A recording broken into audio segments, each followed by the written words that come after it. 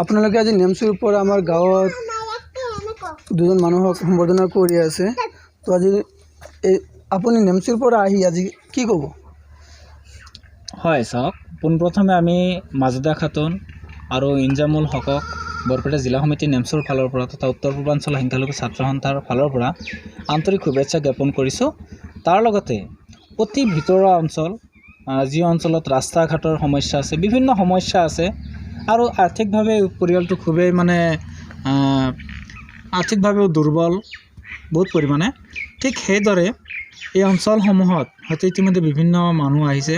আমি তেওঁলোকলৈ আন্তৰিক ধন্যবাদ জনাইছোঁ আৰু আশা কৰোঁ আমি তেওঁলোকে এই পৰিয়ালটোলৈ সুদৃষ্টি ৰাখিব। হয়তো ইতিমধ্যে আমি গম পাইছোঁ যে আমাৰ সৰুক্ষেত্ৰী সমষ্টিৰ মাননীয় বিধায়ক জাকিৰ হুছেইন চিকদাৰ ডাঙৰীয়াও আহিছিলে আৰু তেখেতেও হয়তো কিছু আশ্বাস দিছে। আমি ভাবোঁ সেই আশ্বাসখিনি সফল ৰূপায়ণ হওক। তাৰ লগতে আমাৰ নেমচৰ ফালৰ পৰা আমি এটা কথাই ক'ব বিচাৰিম যে সদায় সংখ্যালঘুসকলক লৈ পেলাই তুচ্ছ তাচ্ছিল্য কৰি থকা হয়। আমি সঠিক চিন্তাধাৰালৈ সকলো জাতি জনগোষ্ঠীৰ মাজত সমিলমিল ৰাখি পেলাই সকলোৱে কেনেকৈ আগুৱাই যাব পাৰে সেই ক্ষেত্ৰত সুদৃষ্ট ৰাখিব লাগে। তাৰ লগতে মই আজিৰ এই মাজদা খাতুন আৰু ইনজামুল হকৰ পিতৃ মাতৃলৈ মই আন্তৰিক ধন্যবাদ জ্ঞাপন কৰিছোঁ আৰু তেখেতসকলৰ যিখিনি প্ৰচেষ্টা, আশা কৰোঁ বা আমি আলোচনা হৈছোঁ যিখিনি প্ৰচেষ্টা, এই প্ৰচেষ্টাখিনি সঁচাকৈ গুৰুত্বপূৰ্ণ, নুই কৰিব নোৱাৰি। তেওঁলোকৰ প্ৰচেষ্টাৰ ফলত আজি এইখিনি পাবলৈ সক্ষম হৈছে।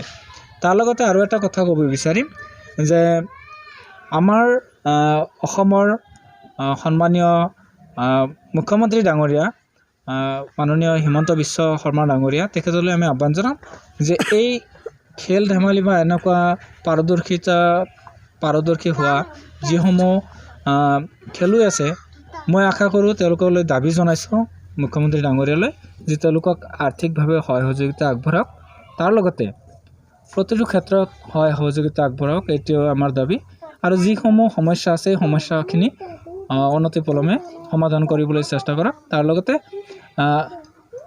পুনৰবাৰ ইনজামুল হক আৰু মাজদা খাতুনৰ ভৱিষ্যত উজ্জ্বল কামনা কৰিছোঁ আৰু অনাগত দিনসমূহত যাতে যি ফলাফল দেখুৱাইছে ইয়াতকৈ যাতে আৰু উৎকৃষ্ট ফলাফল দেখুৱাই আমাৰ বৰপেটা জিলালৈ গৌৰৱ কঢ়িয়াই আনিব পাৰে, অসমলৈ গৌৰৱ কঢ়িয়াই আনিব পাৰে, তাৰ কাৰণে আমি সদায় আশা কৰোঁ।